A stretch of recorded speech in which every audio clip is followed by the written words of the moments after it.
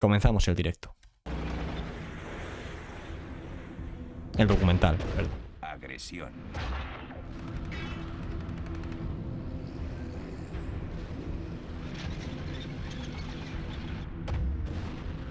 Sí, Nial.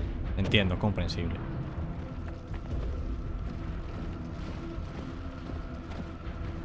Este, recordemos que es de origen francés y barre un poco para casa, obviamente. Berlín, 1945. Europa ha sido liberada del reinado de terror nazi. El Ejército Rojo libra sus últimas batallas.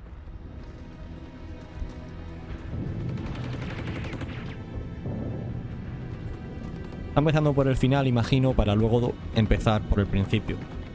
Allá en la batalla de Berlín. Gracias, Adrián. El capitán Joseph Prautov, oficial ruso. El odio era muy profundo. Queríamos acabar con la guerra, aniquilar a esa fuerza que quería matarnos, terminar con ella de una vez por todas.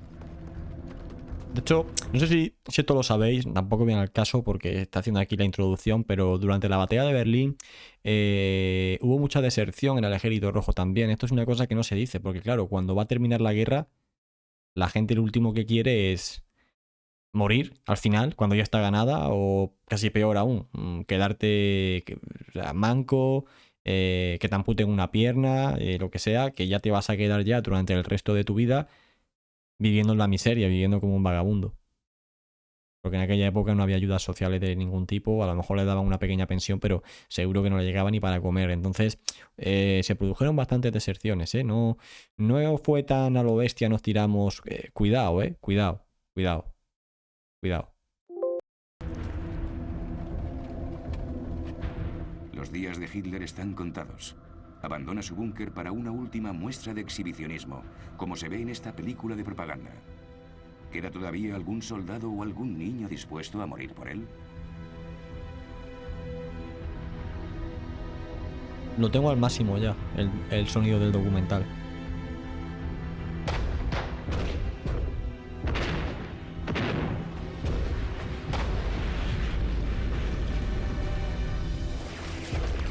La guerra dejó unos 50 millones de muertos. La mayor parte de ellos, civiles inocentes. Para las mujeres alemanas, el sufrimiento continuaría incluso cuando los cañones hubieran callado. El libro Una mujer en Berlín es el perturbador relato de la violación de las mujeres alemanas por parte de los rusos en 1945.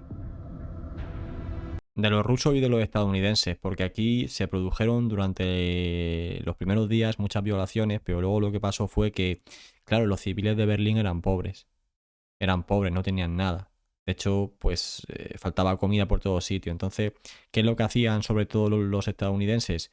Eh, Intercambiaban comida por acostarse con ellas. Entonces era como una especie de prostitución entre comillas, ¿sabes? O sea, si al final a la chica le hacía falta para comer ella, para comer su familia, sus hijos y demás, se tenía que acostar con determinados soldados para que le dieran comida. Entonces,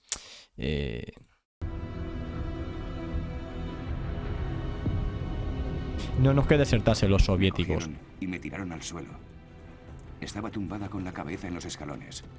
Vi como uno de los soldados montaba guardia, mientras el otro me arrancaba la ropa interior y se metía brutalmente dentro de mí. Me refiero a que se iban por su retaguardia, se escabullían por ahí, no es que se pasasen al enemigo, Pero para perdón. nosotros Quería decir eso. era mejor tener un ruso en la barriga que un estadounidense encima.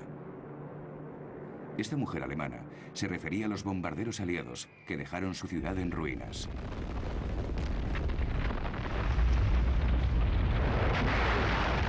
Me he equivocado con el término. La Kurfürstendamm, la avenida más elegante de Berlín. 13 años antes, la pasarela de exhibición de Alemania, un país asolado por la crisis. Un monumento conmemorativo para los millones de víctimas de la Primera Guerra Mundial. Esto me recuerda, o sea, cuando veo imágenes de Berlín, que creo que ahora van a, bueno, ya ha salido, no sé si ahora van a salir más, sí, mira, están saliendo más. Me pasa como ahora, ¿no? Vemos imágenes de ahora, de Madrid, Barcelona, la propia Berlín y tal, y decimos, esto va a ser siempre así, pero no, no, no. O sea, y más ahora en el momento en el que estamos, realmente puede El cambiar. Centro Cultural Europeo, una de las ciudades más abiertas y tolerantes del mundo.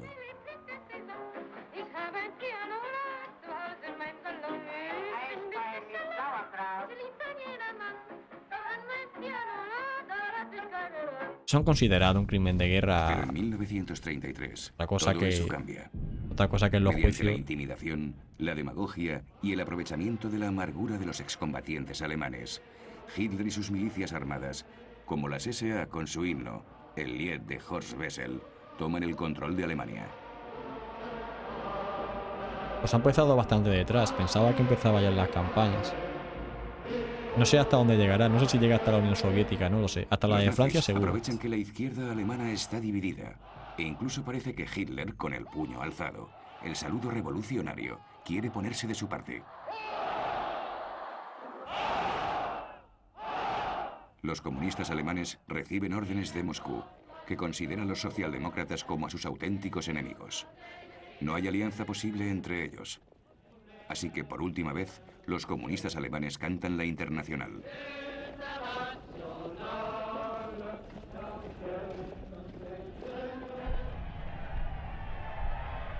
Hitler llega al poder legalmente el 30 de enero de 1933. En apenas unos meses, su dictadura es firme.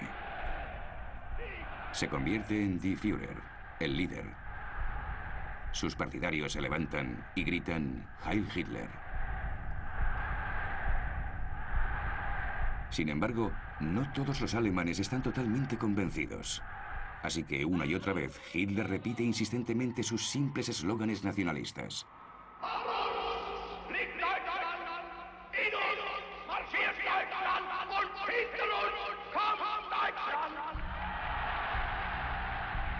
Y finalmente consigue ganarse a más y más gente, ya que tiene un impresionante poder de persuasión sobre las masas.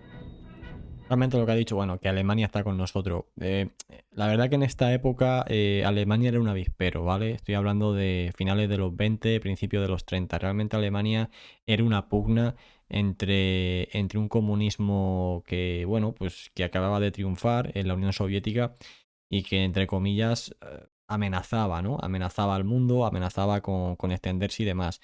Entonces en Alemania fue uno de los países donde más, debido a lo mal que lo estaban pasando, donde el comunismo pues tuvo más fuerza. Entonces sí que es cierto que al principio a Hitler lo vieron con muy buenos ojos por parte de toda Europa, Estados Unidos también, Gran Bretaña, Francia y demás, porque de alguna forma era el que iba a frenar el comunismo. Y si Hitler lo conseguía en Alemania, ya desaparecería o perdería fuerza en la gran mayoría de países.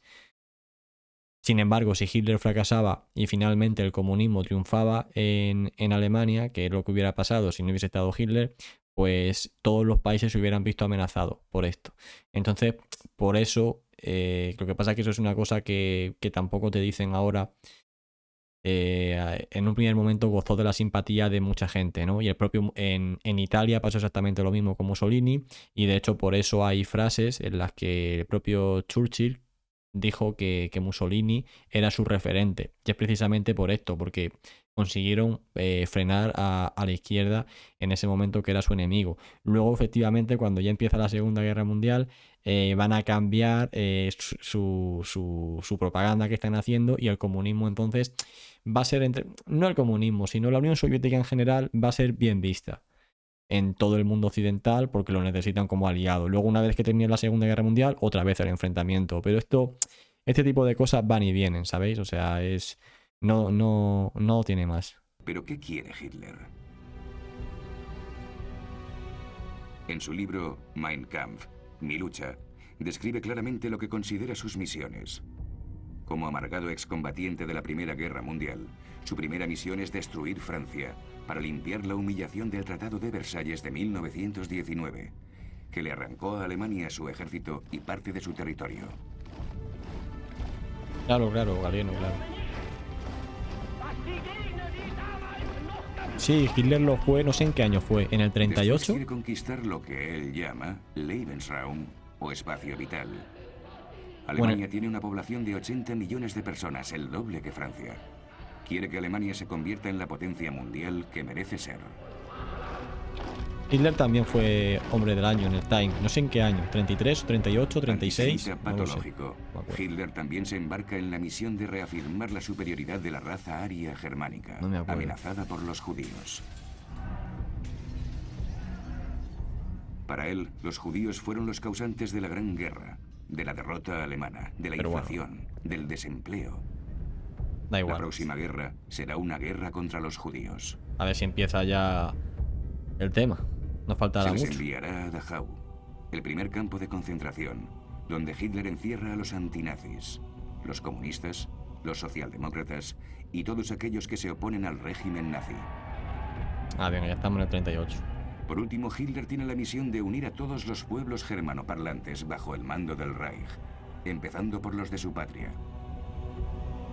El Anschluss.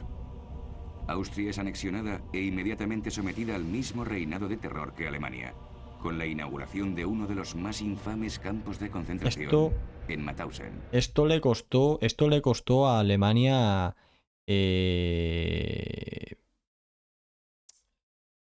a punto estuvo de enemistarse con Italia, ¿eh? Este movimiento de adueñarse a Austria estuvo a punto de costarle que Italia pues se metiese otra vez con los franceses y los ingleses. De hecho, tuvo una tentativa. Y si no lo aceptaron a Italia fue pues porque ya había hecho determinadas cosas en África, en la expansión que estaba llevando a cabo Mussolini, pero o sea, solemos ver la alianza entre Alemania e Italia como una cosa que era totalmente natural, pero tenían sus más y sus menos muy fuertes. Lo que pasa es que ya una vez que, que se inicia la Segunda Guerra Mundial, ya se comprometen porque ya están en el mismo barco, por así decirlo, y ya no se puede echar atrás. Pero esto fue muy fuerte para Italia. Cerca de Linz. ¿Qué país será su siguiente víctima? Ah, pues gracias. La vecina Checoslovaquia, donde hay población alemana, los alemanes Sudeten. Pero el país está reconocido como Estado independiente por Inglaterra y Francia. En el Se 38. forman nubes de guerra. En Múnich, el templo del nazismo, se organiza una conferencia de paz de último momento. A un lado, Adolf Hitler, que cada vez se vuelve más aterrador, y su aliado, el dictador Benito Mussolini. Está Mussolini, que fue el que fue a salvar los platos, Mussolini. Mussolini es el fundador del fascismo, el adoctrinamiento de toda una nación de la infancia en adelante.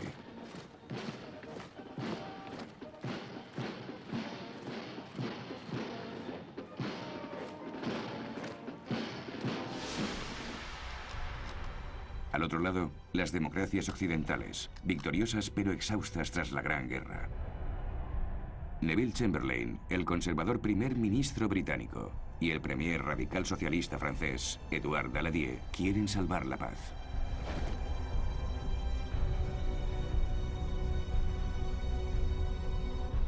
Terminan por aceptar lo inaceptable.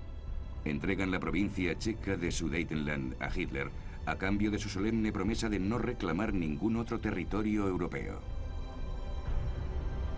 No, por esto, Agus, por esto, porque finalmente gracias a que Mussolini hace un poco de intermediario entre Hitler y los franceses y los ingleses, llegan más o menos a un acuerdo de paz, llegan a un acuerdo de, no de paz, sino de tranquilidad, de decir, venga, vale, ya me conformo con esto y tal, lo dejamos así y no va a pasar nada en los próximos años, porque si no a lo mejor se hubiese liado antes, me refiero.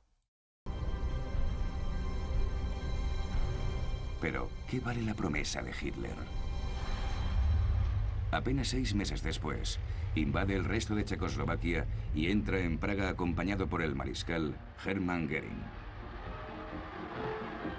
Göring, expiloto de combate de la Primera Guerra Mundial y uno de los fundadores del partido nazi, es ahora el ministro del aire y un ogro que intenta encandilar a los niños checos.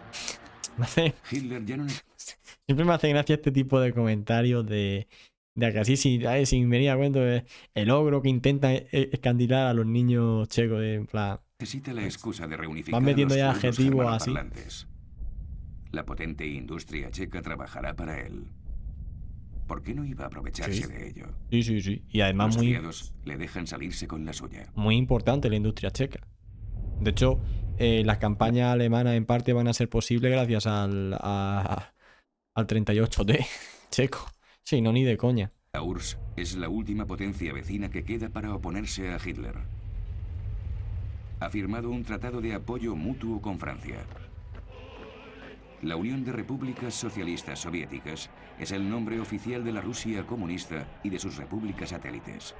La manipulación de las masas en la Plaza Roja enmascara la dictadura de Stalin, que dirige con puño de hierro, y ha enviado millones de desgraciados a sus campos de trabajo, los Gulag.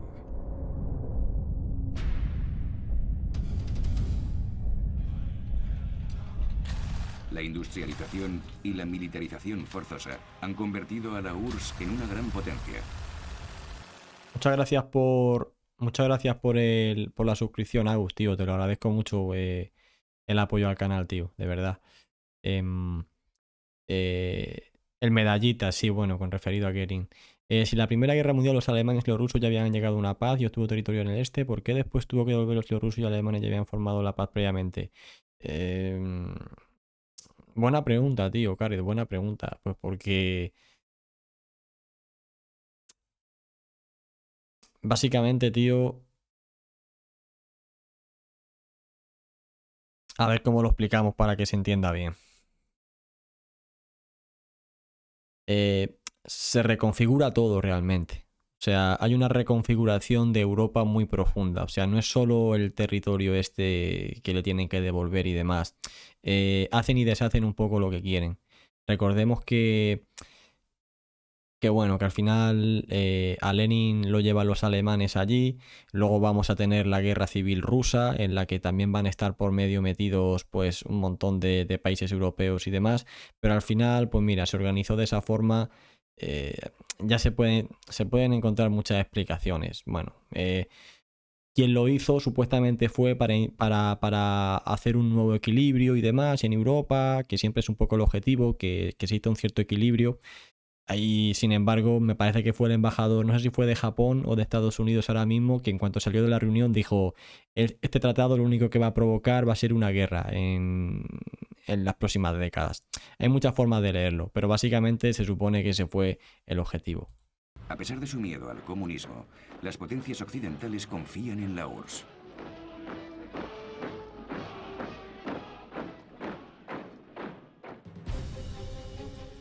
Hitler se les adelantará a todos. En el verano de 1939, en su casa de Berchtesgaden, con su ministro de Asuntos Exteriores, Joachim von Ribbentrop, prepara una maniobra de bloqueo. Hitler, que juró destruir el comunismo, envía a Ribbentrop, el nazi, a Moscú para firmar un tratado histórico con su peor enemigo.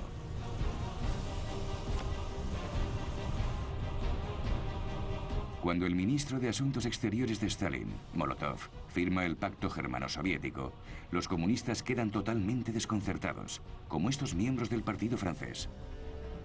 Es agosto de 1939, y la gente disfruta en Francia de sus primeras vacaciones pagadas, una de las mayores victorias del Frente Popular Socialista. ¿Qué motivos esconde el pacto de no agresión? Los soviéticos responden que Stalin está ganando tiempo, dejando que Hitler y las potencias occidentales se maten entre ellas. Quizás Stalin, que pretende hacerse con los países bálticos y con parte de Polonia, tenga incluso la ilusión de poder compartir Europa con Hitler de manera permanente. Esto es muy interesante. A ver, perdón. Esto es muy interesante también este punto, casi como el que has comentado, Karel, pues porque realmente, ¿por qué se llega a este pacto? Aquí se habla siempre de alguna forma de que Alemania era un poco agresiva y demás, y de que bueno, pues se anexionó Austria, Checoslovaquia y tal. Luego en Polonia también, creo que va a empezar ya la campaña de Polonia, pero es que realmente la Unión Soviética agredió un montón de países, o sea, se metió con los 3 países de los estados bálticos, se metió con Finlandia, se metió con Rumanía, con Polonia también. En 1936, el Congreso estadounidense había aceptado la ley de neutralidad para evitar verse arrastrada otra vez a una guerra europea. Y al final sabían que era inevitable. Así que sin nada que temer ni por parte de Estados Unidos ni por parte de Rusia, Hitler decide destruir lo que considera la peor monstruosidad del Tratado de Versalles, el pasillo de Danzig.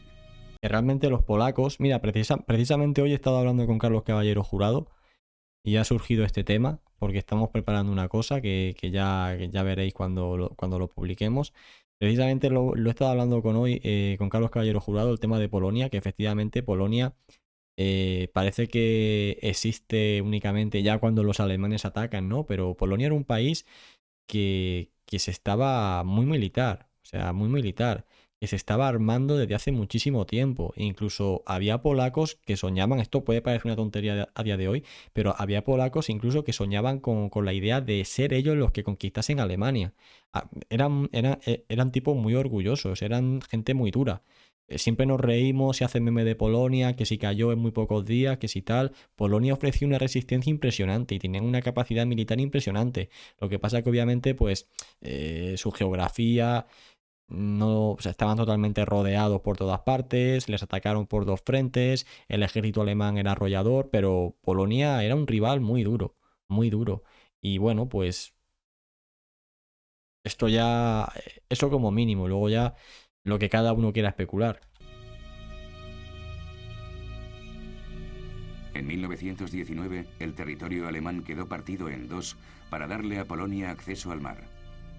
Hitler decide lanzar su invasión de Polonia y recuperar Danzig el 1 de septiembre de 1939 a las 5:35 de la mañana. Sí, Kaiser, sí.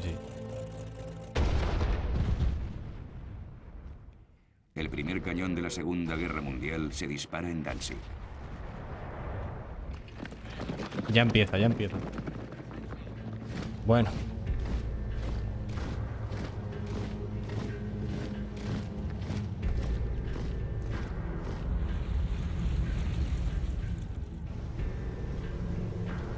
Hitler está convencido de que los franceses y los británicos no entrarán en acción. Aún así, ambos gobiernos se reúnen inmediatamente y le envían un ultimátum exigiéndole que detenga las acciones militares contra Polonia. Es curioso porque si veis a Hitler aquí en estas imágenes y luego os fijáis con las que ya salen en el frente oriental, que tampoco es mucho después, que son 2 años. Vamos a ponerle en 1943, está muy desgastado. Aquí se ha bajado del avión totalmente enérgico, él por su cuenta tal. Luego tiene más dificultad. La verdad que envejece muchísimo en muy poco tiempo. Y no sé ahora mismo qué autor lo dijo, ¿no? Pero me estoy acordando de, ¿no? Porque al final Hitler es que es como una estrella realmente. O sea, ha venido aquí, todo el mundo esperándole. Luego se pone incluso a firmar autógrafos por ahí. Se tiene que apartar a la gente. Igual que si sale ahora mismo, no sé, Justin Bieber a la calle o algún famoso de estos que mueven masas y demás. Si os fijáis en todas sus intervenciones, ocurren cosas parecidas. Aquí, mira, aquí está comiendo una ración aquí, lo mismo que los soldados, ¿no? Aquí como para decir, somos todos iguales, tal. Está muy bien montado. No, nos pensamos que la propaganda, el marketing y demás, la publicidad ha surgido hoy en día, pero que va. Esto estaba más que desarrollado. Un saludo, Luiste. Creo que ya no hay vuelta, tío. Ya terminé muy quemado.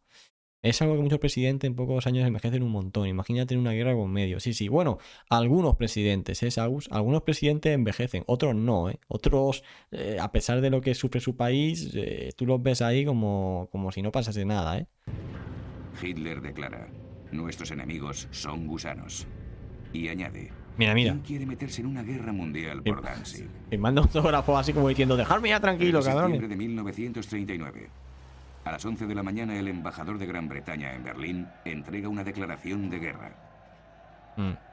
A las 5 de la tarde, Francia declara la guerra a Alemania. Muy importante esto. Hitler apenas puede creerlo. Muy importante. Realmente no se lo Los esperaba. alemanes se encuentran enfrentados a la peor situación posible. Guerra en dos frentes. Realmente no se lo esperaba. O sea, lo acaba de decir antes al principio, tenía el respaldo de la Unión Soviética, tenía el respaldo incluso de Estados Unidos y demás. Ya en Europa, pues eso, había ganado una posición de dominancia, también tenía el respaldo de Italia y tal. Y bueno, pues no se esperaba para nada que se iban a meter en guerra, sabiendo que los franceses lo único que habían hecho era construir la línea Maginot y decir, bueno, aquí nos defendemos, no queremos saber nada. Y bueno, los ingleses siempre son un poco más broncas, los ingleses siempre son el imperio británico, que Francia también era en aquella época un imperio, pero digamos que los ingleses siempre son un poco más agresivos, pero en cualquier caso no se esperaban. Con Chamberlain y tal, no se esperaban entrar en guerra. Y esto fue catastrófico. Fue catastrófico realmente. Porque hoy en día sabemos que la campaña de Polonia duró lo que duró, pero ¿y si se hubiese empantanado? Efectivamente, Stalin, cuando firma el pacto este con Hitler, lo que espera es que Alemania se empantane. Y de hecho la Unión Soviética, si os fijáis, no ataca el 1 de septiembre. Se espera hasta el 17. Sí que es verdad que está también combatiendo en Hanjingol, en Mongolia y demás. Pero se espera hasta bien entrado de decir, bueno, nosotros entramos ya cuando ya está todo hecho. No ataca al mismo tiempo. Y luego ya cuando Alemania se mete contra Francia, Dinamarca, Noruega y demás, realmente lo que esperan los soviéticos es que se choquen y se desgasten ahí. Cosa que tampoco pasa, pero es que el problema es que ya sabemos el final, ¿sabe? Pero en este momento era todo Pero la incierto. suerte está echada.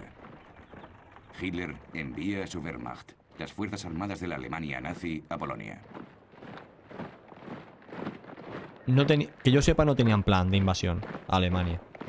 Mira, mira, mira, mira, mira, mira. Mira quién está aquí, mira quién está aquí. Lo he visto de refilón. Fuerzas armadas de la Alemania nazi, a Polonia. Ah, ¿lo veis? Está Rommel. Está Rommel ahí, ¿eh? Este es Rommel. No sé si se ve el ratón. Es Rommel. Bueno, aquí está Keitel. Este es Rommel. Rommel, en la campaña de Polonia, ya lo analizamos aquí, fue como una especie de guardaespaldas, ¿no? Le dirigía la guardia personal de Hitler y tal para su protección. Y de hecho Rommel, en su escrito y tal, deja como muchas conversaciones que tuvo con Hitler en esta época, ¿no? El tío, ¿no? Pues mira, hoy he hablado con 1 hora y media solas con Hitler, hemos hablado de tal y se lo mandaba a su mujer en una carta. Erwin Rommel. ¿No sabes quién es Rommel, hombre? La Erwin Rommel. caballería polaca entra en la batalla como en épocas pasadas.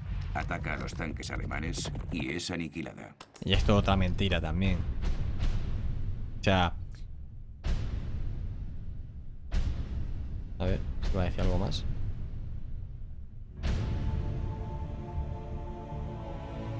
No. Esto de la caballería polaca también es otro... Bueno, pues... Es una historia que alimentaron los alemanes, por un lado, porque les interesa ver que están atacando a Polonia, que son gente que no da para más y te manda los caballos contra los Panzer. Y a los polacos también lo venden y lo han hecho viral porque es como una cosa de decir, mira, fíjate si somos duros que hacemos esto. O sea, los polacos lo venden como que son duros, los alemanes como que sus enemigos son tontos, pero al final cada uno vende la propaganda para su país. Pero esa acción no fue así, o sea, no se lanzaron contra los tanques, no, se lanzaron contra infantería. De hecho, los hicieron retroceder bastante, tuvo éxito la carga, lo que pasa que luego vinieron los Panzer y los masacraron, pero no fue... Pero bueno, es propaganda, mitos de la Segunda Guerra Mundial. Hizo un vídeo muy París, extenso sobre eso. estación de la Gare de l'Est. Muchos de estos hombres salieron de estos mismos andenes hace 25 años, en un ambiente totalmente diferente. En agosto de 1914 se iban a la guerra muy animados, con flores en los fusiles. Pero esta vez no hay flores ni fusiles. Pues fue catastrófica la primera. Perdón que estoy parando mucho, no sé si os gustan las intervenciones o lo podemos dejar esto correr, pero efectivamente la Primera Guerra Mundial en Francia fue una catástrofe. Me refiero en cuanto al nivel de bajas, ¿vale? Ganaron la guerra muy bien, pero ¿y qué ganaron los franceses con la Primera Guerra Mundial? Alsacia y Lorena, ¿y qué más? ¿Cuántos muertos pusieron? No sé ahora mismo la cifra, pero millones de soldados muertos en 4 largos años de guerra en trincheras. De esos, si visitáis Francia, prácticamente en cada pueblo veis una tumba dedicada a la Primera Guerra Mundial. A la Segunda no, a la Segunda y también, pero a la Primera Guerra Mundial. En cualquier aldea francesa, por pequeña que sea, ya sea en el Pirineo o por el norte, hay un pequeño monumento dedicado a los caídos de ese pueblo en la Primera Guerra Mundial y son un montón. Y tenían ese recuerdo muy, muy, muy presente. Y lo último que querían era, pues eso, volver a perder 2, 3 millones de hombres en otra guerra de 4 o 5 años y demás. Y bueno, es comprensible, la verdad. Es comprensible. Nadie quiere luchar en esta guerra. Nada. Se movilizan 4 millones de hombres. Sí, nice. Pues mira. Muchos de ellos son granjeros, ya que Francia sigue siendo un país principalmente rural. Se dirigen hacia la frontera alemana a pie, con los oficiales detrás a caballo. Estoy preparando un vídeo, Conan, sobre eso. Los ejércitos siguen confiando mucho en los caballos, que se requisan por todo el país. La motorización todavía no ha llegado. Pues gracias, Agus. Gastón Sirek, conductor de uno de estos viejos camiones con ruedas de goma maciza, recuerda. Había muy poco material. Teníamos un fusil o 2 por camión. Teníamos una caja de 10 balas que no podíamos abrir. Era penoso. Si hubiésemos tenido lo necesario, habríamos luchado, porque no éramos muy amigos de los Bosch. De Polonia han hablado Bosch era un término despectivo para los soldados alemanes durante la guerra anterior. 2 minutos de Polonia. También se les llamaba verde gris, que en francés significa gris de campo, Se nota el color de su uniforme. se nota que que les es de los permitía franceses. confundirse con el paisaje. Pero ¿quiénes son estos soldados? Fijémonos, por ejemplo, en uno de estos jóvenes alemanes que marchan cantando. Nuestra bandera ondea ante nosotros. Nuestra bandera es una nueva época. Nuestra bandera es más fuerte que la muerte.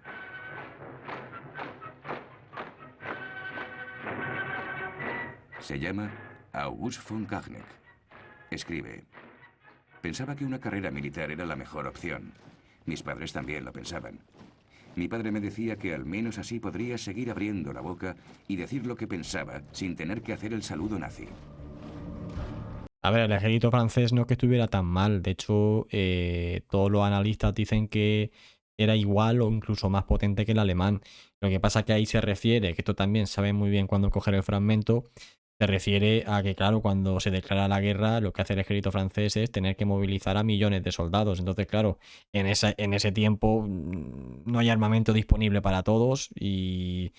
¿Me entiendes? Porque le pasó casi como a Estados Unidos. Cuando entró en guerra, pasó de un ejército, no sé si eran de 300.000 hombres o 100.000, no recuerdo ahora mismo el dato, a varios millones en meses. Entonces, bueno, pues claro, al primer tiempo no tienes armamento para todo, pero rápidamente se ponen a producir, ¿sabes? Y ya cuando los alemanes atacan más de medio año después de que se inicie, ya está todo el mundo armado, obviamente. En septiembre de 1939, August von Kachnek se entrena para ser comandante de tanques. Escribe: mi padre, que era un general, me decía que los franceses tienen 40 divisiones en la frontera, mientras que nosotros tenemos 15. Todas las demás están en Polonia. 500.000 hombres contra 200.000. Nos doblan en cantidad. Claro, Agus, pero ¿por qué lo han hecho los franceses el documental? Y barren para su lado. Las fuerzas francesas atacan el 7 de septiembre de 1939, 4 días después de declarar la guerra. Esta ofensiva, lanzada para mostrarle a la opinión pública que no se ha abandonado a Polonia, avanza 8 kilómetros en la región de Saar.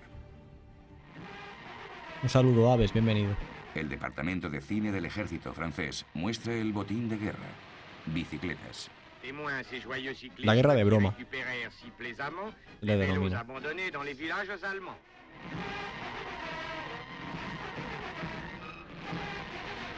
Han robado bicicletas y solo venden como un éxito, ¿sabes? La ofensiva del Saar se detiene allí y degenera en una serie de escaramuzas, ataques de comandantes de élite dirigidos por el héroe Joseph Darnaud, que recibe el apodo de primer soldado de Francia.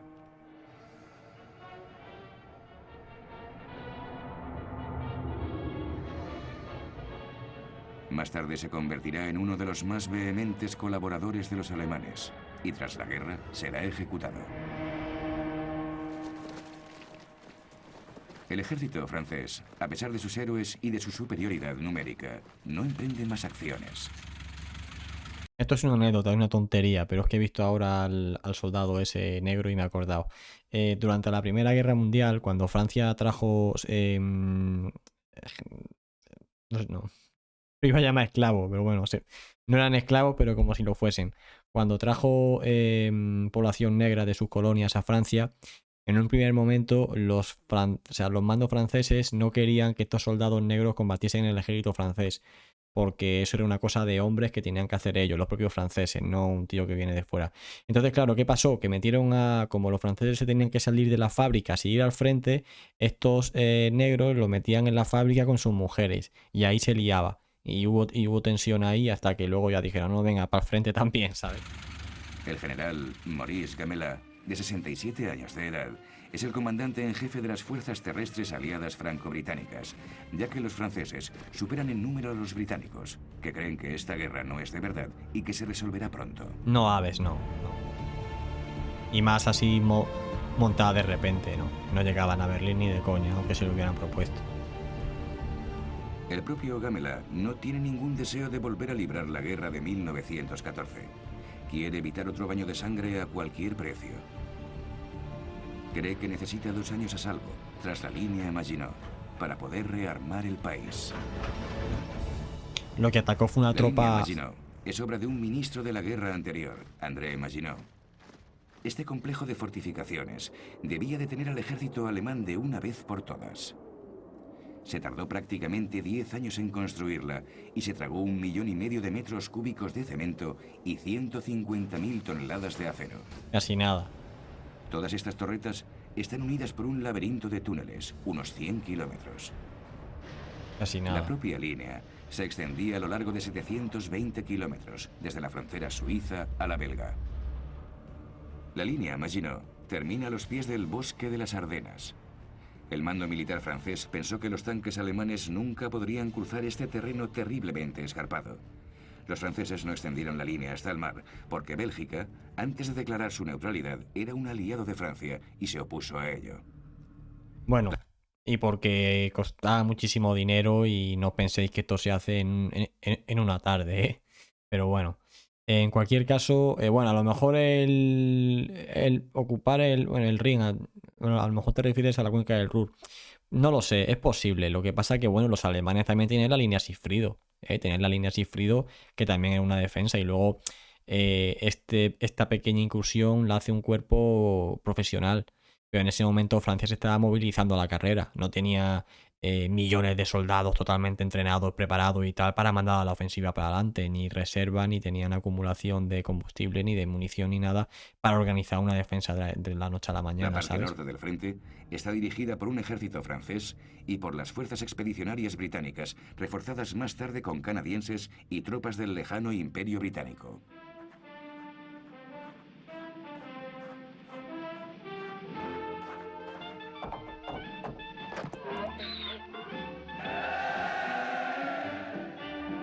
En Gran Bretaña, una de las canciones populares de la época es Lavando en la línea Siegfried.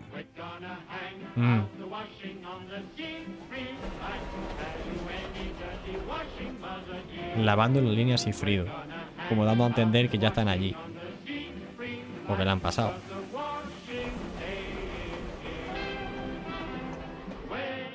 La línea Sigfrido, eso es la línea Sigfrido. La línea Siegfried es la cadena de fortificaciones construidas por Hitler frente a la línea Maginot.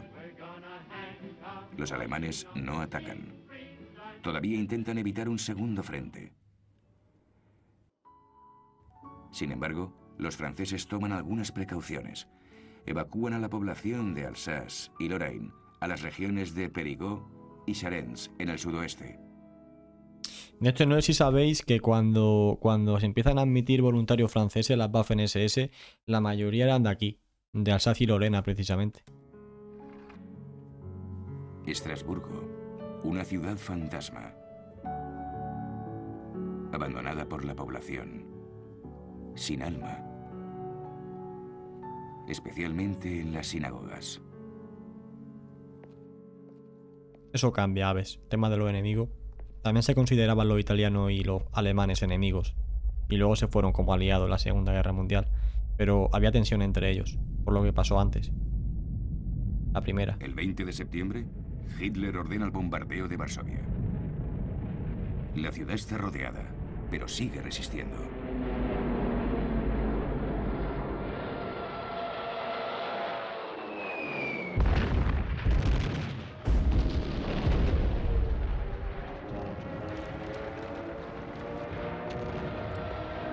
Es lo que os comentaba antes. O sea, esto no lo aguantó ningún país. Alemania. Solo. Solo aguantó Alemania. Que te lleguen hasta tu capital, te la empiecen a bombardear y te la acerquen. Esto no lo aguantó ningún país. Los rumanos, en cuanto vieron su capital amenazada, hubo un golpe de estado y se fueron. En Hungría también pasó lo mismo, lo que pasa es que fracasó. Los franceses, no, por favor, dejaron nuestra capital. O sea que por eso estaba comentando antes que realmente los polacos eran un pueblo muy aguerrido y con mucha capacidad y decisión y motivación de resistencia. Lo que pasa es que esto se olvida y parece que se hacen memes sobre Polonia y tal, pero los polacos plantearon mucha más mucha más resistencia que Francia de calle, pero de calle, y además solo y sin ayuda. Y entrándote por los dos sitios a la vez. Los soviéticos y los alemanes. Claro, claro. El Führer quiere sembrar el terror en el corazón y la mente no solo de los polacos, Que son sino detalles. también de los franceses y los británicos. Son detalles. Mirad lo que os espera.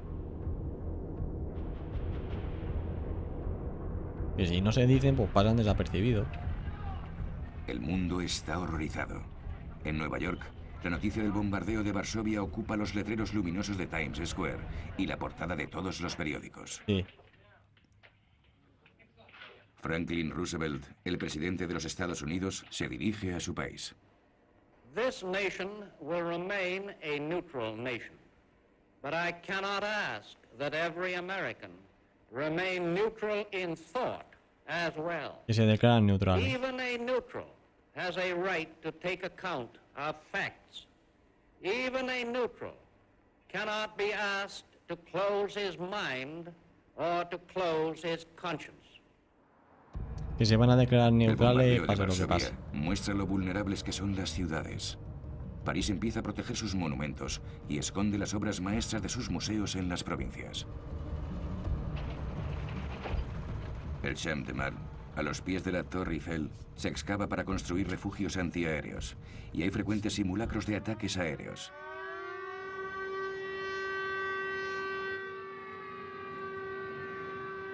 Nada, Galieno, tío. Vaya bien. Las máscaras antigas son obligatorias. Saben vender su historia. Se nota que es de los franceses. Es que se nota, vamos. Es que le han dedicado 2 minutos a Polonia. Y de ellos ya llevan tiempo. Sí, el 17 de septiembre. Si no recuerdo mal, fue el 17 de septiembre cuando invaden la Unión Soviética. Que fue cuando también terminan lo que están haciendo en Asia contra Japón.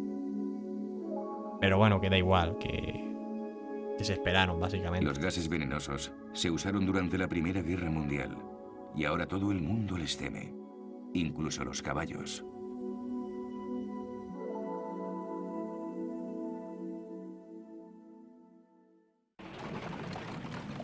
Mientras tanto, Polonia sigue siendo masacrada despiadadamente.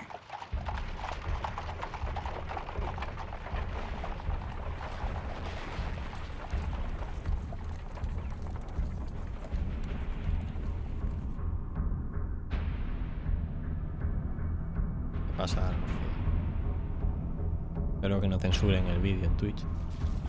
Como habían acordado con Hitler, los soviéticos han invadido la mitad oriental de Polonia. Aquí, los soldados alemanes y soviéticos confraternizan en una imagen como mínimo incongruente. Sí, sí. Los nazis reparten panfletos que dicen: el ejército alemán saluda al ejército rojo de trabajadores y granjeros, por los que siempre ha sentido el mayor de los respetos. El ejército polaco se rinde ante los alemanes y al este ante los soviéticos. La verdad que los polacos... Stalin ordena entonces la ejecución de 20.000 prisioneros polacos. Ah, lo del bosque de Katyn.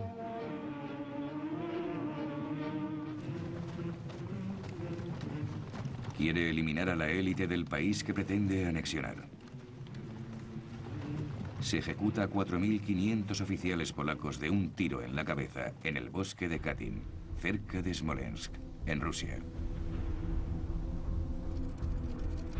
2 años más tarde, en el Kremlin, Stalin se reúne con el jefe del gobierno polaco en el exilio, el general Sikorski, que le entrega una lista de oficiales polacos desaparecidos. Esto lo explica muy bien. Creo que es en el libro de Max Hastings. Hubo una controversia bastante grande a nivel mundial sobre esto de Katyn. Y al final se supone que los ingleses y los estadounidenses y demás llegaron a saber que sí, que habían sido los soviéticos. Lo que pasa que decidieron culpar a los alemanes aún así por temas de tensión, porque no querían seguir llevándose bien con la Unión Soviética. Sabían que era una trola, sabían que habían sido ellos, pero bueno, dijeron, venga, vale, sí, han sido los alemanes. Y claro, esto quien lo denunciaba eran los polacos, los propios polacos, que decían, no, han sido los soviéticos. Claro, los polacos, los pobres, lo que no querían era que cuando terminase la Segunda Guerra Mundial su país se quedase pues ocupado por los soviéticos. Querían una Polonia libre, no querían tal. Entonces ellos alertaban de todo el peligro que iba a ser estar bajo el dominio de la Unión Soviética. Sin embargo, pues claro, Estados Unidos y Gran Bretaña en este caso le dieron la espalda para seguir teniendo el apoyo de la Unión Soviética en la guerra. Los soviéticos niegan cualquier implicación. Quedó impune, no, creo que algún alemán pagó falsamente por ello, pero sí, los soviéticos quedaron impunes. Los soviéticos sí quedaron impunes. En 1992, el presidente de la Rusia postsoviética, Boris Yeltsin, le entregaría al presidente polaco, Lech Walesa, la orden de ejecución original firmada por el propio Stalin.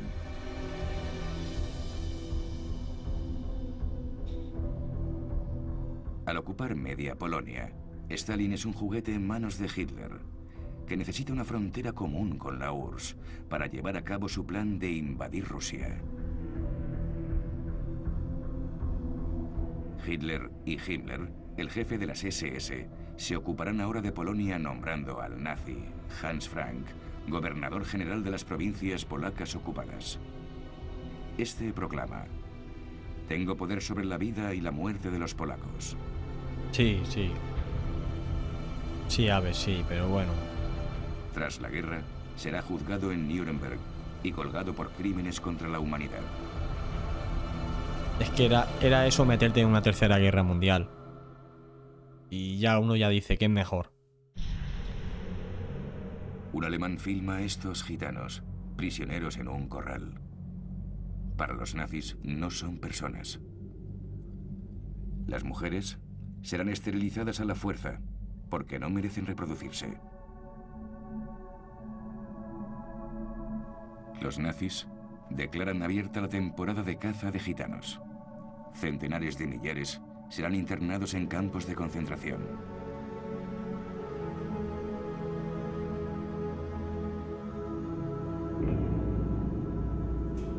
Empieza el sufrimiento de los judíos.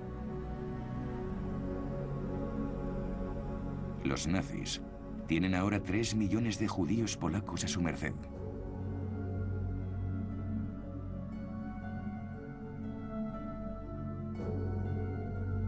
Hitler sigue sin saber qué hacer con ellos. Mientras la guerra vaya bien, puede deportarlos al este o incluso enviarlos a Madagascar.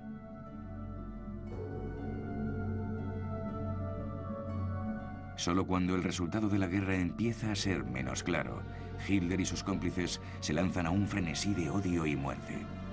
La solución final.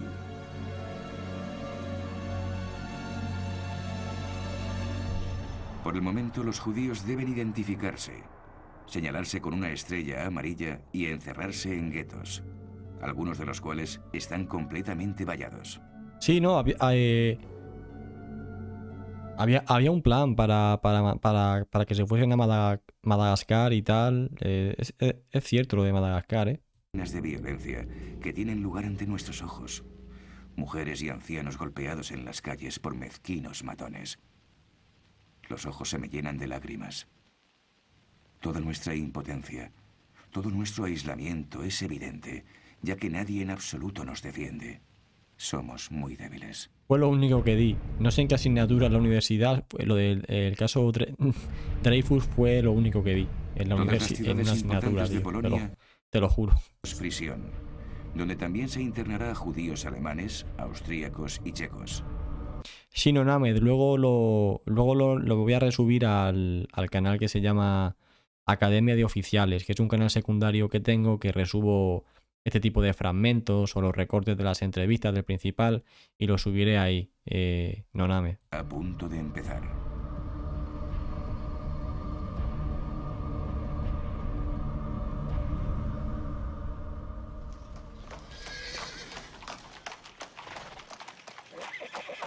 Varsovia está en ruinas. Hitler llega para que un equipo de propaganda le grabe en el coche de estas imágenes.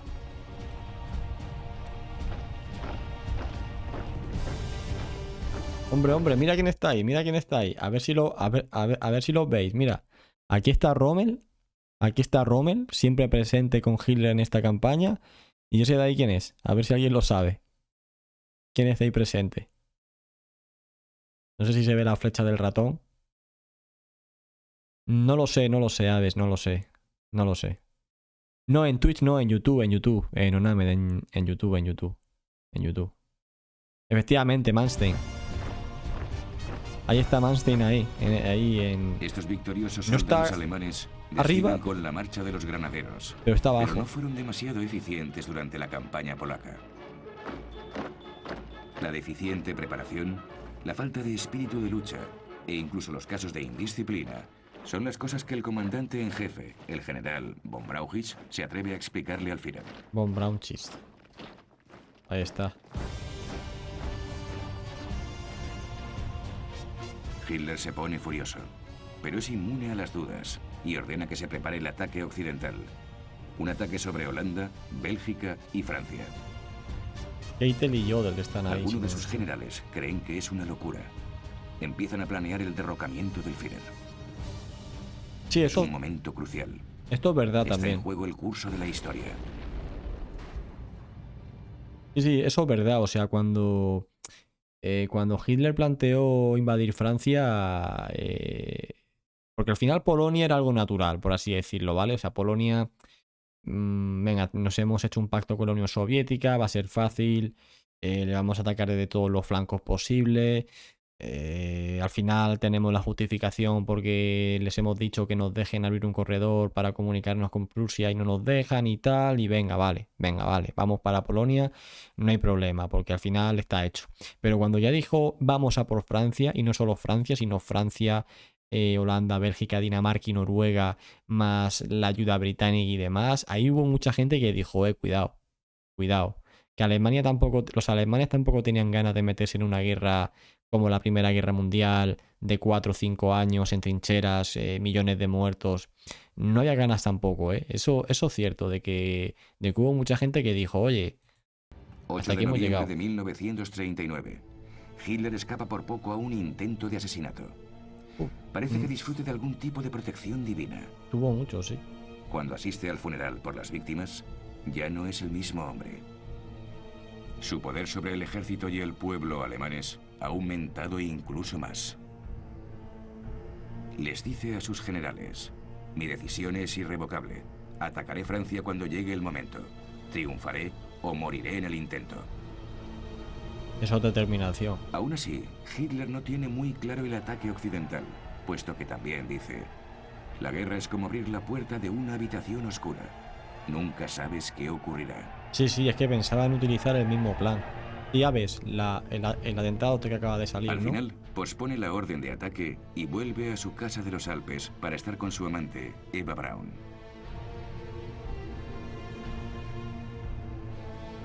Ay, pues pone el ataque, no, es que el ejército alemán no estaba preparado. Fue ella quien filmó estas imágenes del séquito de Hitler. El arquitecto del Reich, Albert Speer, que da largos paseos con Hitler. Speer recuerda. Hitler quería rebautizar Berlín como Germania. Ya teníamos una maqueta de la futura plaza Adolf Hitler, con una cúpula inspirada por la de San Pedro en Roma, pero 17 veces más grande. Buah. Yo le dije, mi Führer, ¿no sería un buen objetivo para los bombarderos? Contestó, Atento. en absoluto. Goering me ha asegurado que ningún avión enemigo volará nunca sobre el Reich. Goering me ha asegurado que ningún avión enemigo sobrevolará nunca al Reich. Y ahí efectivamente, y está la famosa anécdota esa de, y si lo hacen me podría llamar Meyer. Y es en plan, ¿sabes? ¿Por qué no se casó con Eva Braun? No sé, hay muchas teorías, hay muchas teorías. Hay una que dicen que Hitler soltero era más atractivo para las alemanas, para el pueblo. Hay muchas teorías. También dicen que lo ocultaba y demás. Hitler, el propio Hitler también decía que no tenía tiempo para el matrimonio, que todo su tiempo lo empleaba en Alemania y tal. Hay muchas teorías, pero no creo que exista una respuesta clara y concisa y verídica. ¿Sabes? No lo sé, Niall, no lo sé. Desde las barracas, el futuro oficial alemán August von Kachneck escribe a su madre: todos estamos impacientes por luchar. Estamos listos para la batalla. Su madre le contesta: esta guerra es un crimen y tendremos que pagar por él. No, eso es propaganda de guerra. Cuando dicen que Hitler era homosexual y tal, eso es propaganda de guerra, tío. Hay constancia de que Hitler tuvo muchas mujeres por ahí, actrices alemanas y demás. Lo que pasa es que, claro, se dicen...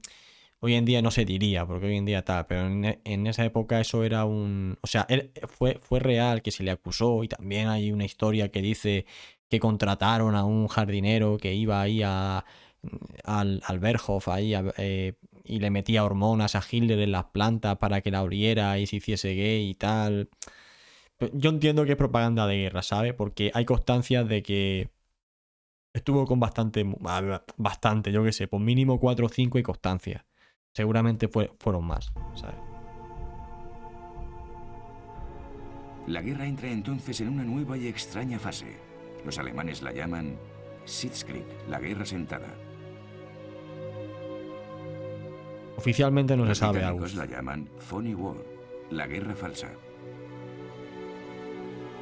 Y para los franceses es la Drôle de guerre, la guerra curiosa.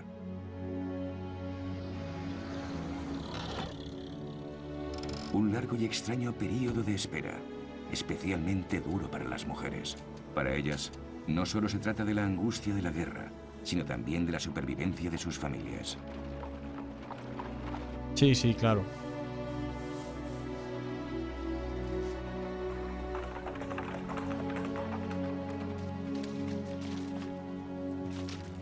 Como en la última guerra, los soldados se atrincheran e intentan pasar el tiempo lo mejor posible. El soldado francés, Gaston Sirek, escribe a su mujer: estamos a 30 grados bajo cero. El pan está congelado. Yo soy uno de los afortunados. Nos han dado un poco de paja y así podemos dormir mejor.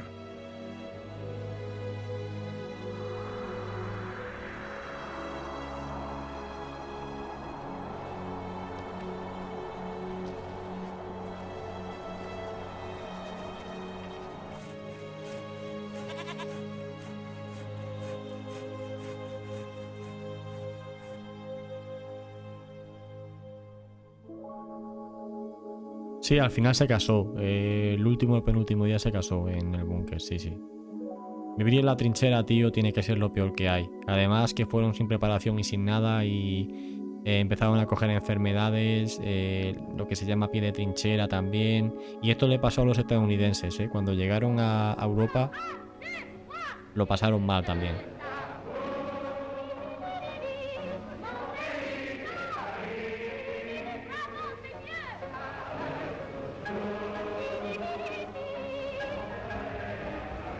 El invierno de 1939 a 1940 es, en efecto, uno de los más fríos del siglo. Para empeorar la situación, todos los inviernos de esta guerra serán brutalmente fríos. Eso no es tan verdad, ¿eh? No es tan cierto eso. El del 44 y el del 43 no fueron tan... Fueron de hecho bastante cálidos. Sí que es verdad que el del 40 y el del 41 fueron malos. Eso sí que es verdad. Pero luego ya se rebajaron un poco. Hay gráficas que yo las he visto en varias ocasiones y se han hecho estudios sobre el clima de esa época. Pero bueno. O sin más.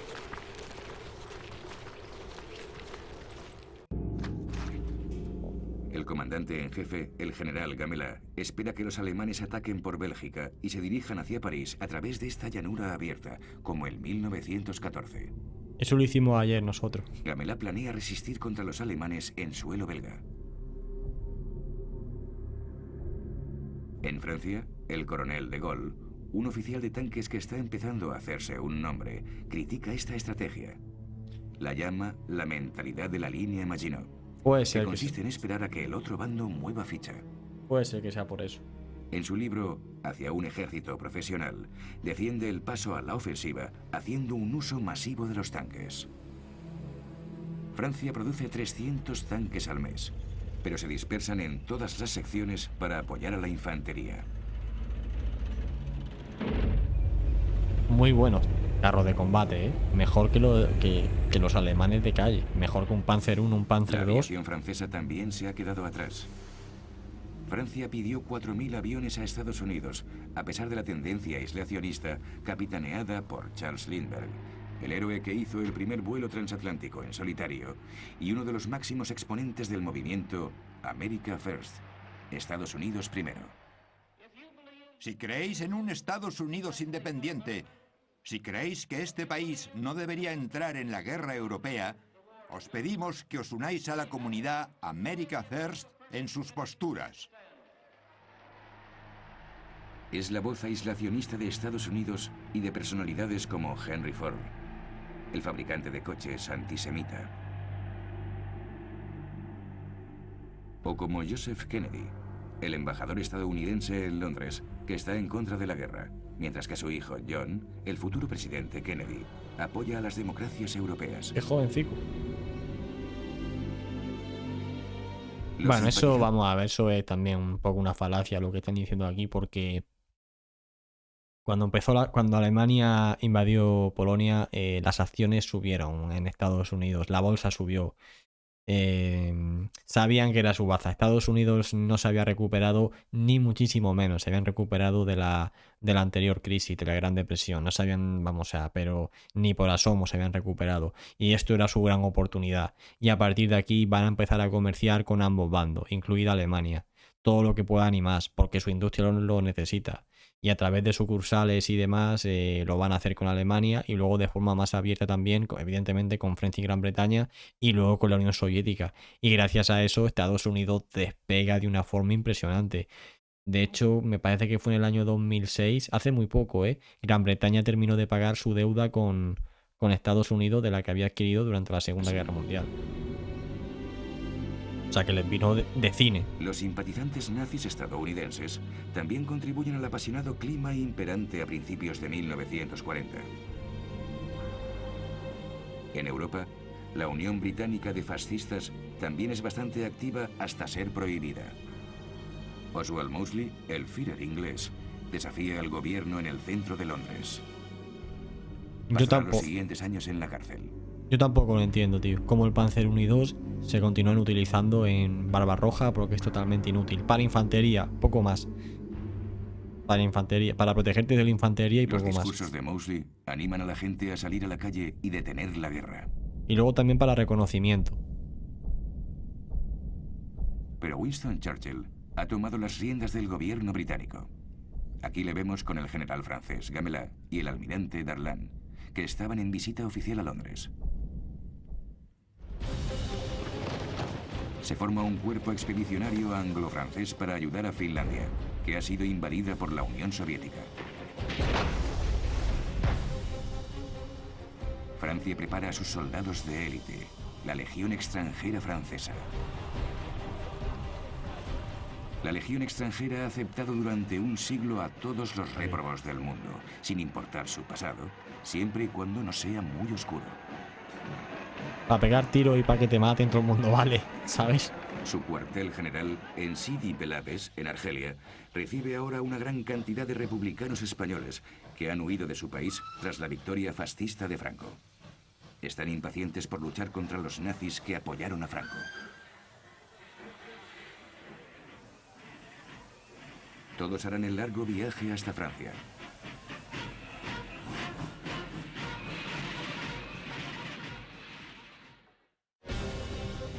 Los legionarios se embarcan en Brest junto con los bien equipados Chassé Alpin, un cuerpo de montaña entrenado para luchar en la nieve.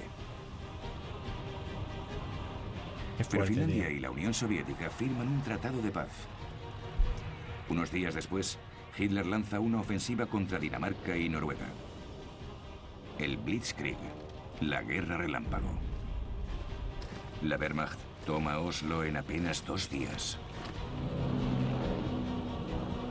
Hitler busca proteger la ruta del hierro. El hierro es indispensable para el esfuerzo de guerra alemán, y el 50% del metal de hierro sueco sale del puerto noruego de Narvik.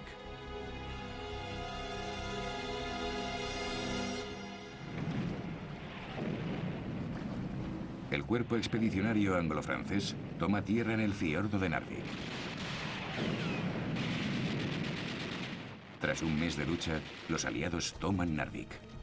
La ruta del hierro queda temporalmente cortada. Esto fue un palo gordo, la verdad. La victoria es buena para la moral francesa y da crédito a su lema: venceremos porque somos los más fuertes. Gracias por el Pero el follow, cuerpo tío. expedicionario deberá abandonar Narvik y durante el resto de la guerra, tren de carga tras tren de carga de hierro sueco alimentarán la maquinaria de guerra alemana.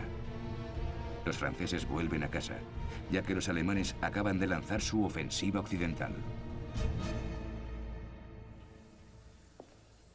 9 de mayo de 1940. Hitler se marcha de Berlín en su tren privado, cuyo nombre en clave es América, y se dirige al oeste, al nuevo cuartel general cercano a la frontera francesa. Hitler anuncia: caballeros, la ofensiva acaba de empezar.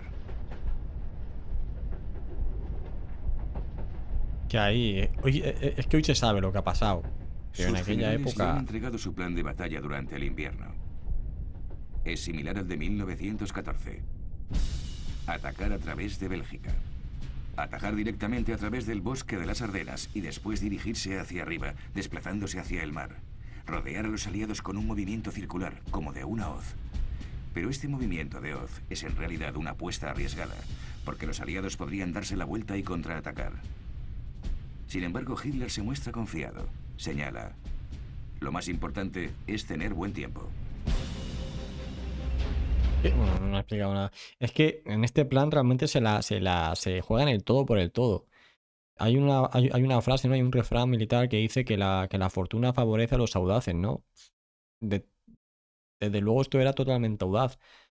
Pero... ¿y si sale mal qué? Si metemos a gran parte de nuestras divisiones Panzer por las Ardenas, se quedan atascadas, hay más tropas por ahí francesas que la consiguen parar, la empiezan a bombardear y tal, y te pasa algo parecido como en el 44, ¿qué pasa? Si hubiese quedado, ya está, fin, ya está. Es que no todo es tan fácil, o sea, hoy no, hoy ya lo sabemos que triunfó, que salió a las mil maravillas y tal, pero en aquella época no era tan fácil.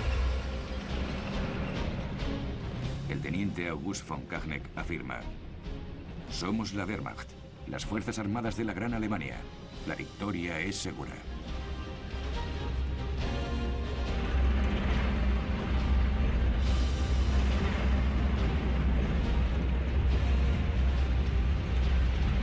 Totalmente confiado.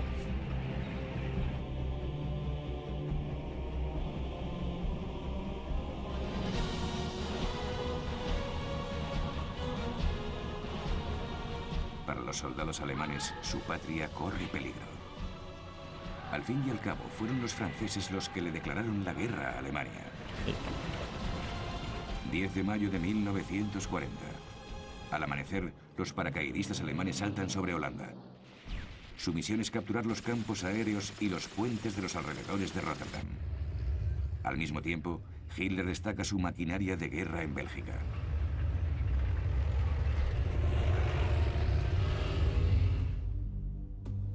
Hitler espera. ¿Caerán los aliados en la trampa? Apocalipsis, la Segunda Guerra Mundial. Próximo episodio: derrota aplastante. Pues yo, madre mía, yo cuando he empezado el directo digo, llegará hasta Barbarroja. Y que va, que va. No ha llegado, bueno, se ha quedado ya a punto para en el siguiente empezar por Francia. No sé, bueno.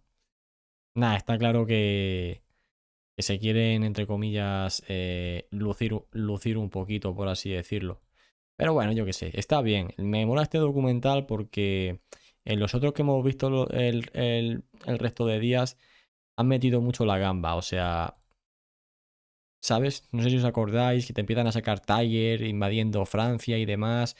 No siguen mucho rigor histórico en las imágenes. Aquí sí, aquí todas las imágenes que sacan, alguna no será obviamente porque al final te tienes que conformar con lo que hay, pero está bastante bien ilustrado y comentado. He echado en falta bastantes mapas. Realmente de la campaña de Polonia no han explicado nada. O sea, de la campaña de Polonia no han explicado nada. Han empezado los alemanes tal, no te han puesto ni una flecha, no te han puesto ni un mapa. Lo único que te han dicho ha sido lo de la caballería, ya está. O sea, no te han sacado nada.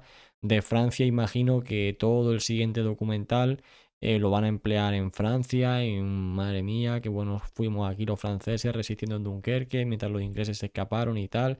Imagino que van a hacer bastante hincapié en eso, en el contraataque en Arras y demás, pero bueno. Sin más, es un documental que está bien, se puede ver. Además, si no recuerdo mal, este fue de los primeros en metértelo en color, no metértelo en blanco y negro. Pero bueno, yo creo que se queda bien. El siguiente creo que es todo un capítulo dedicado a Francia. Bueno, pues se lo dejamos para otro día.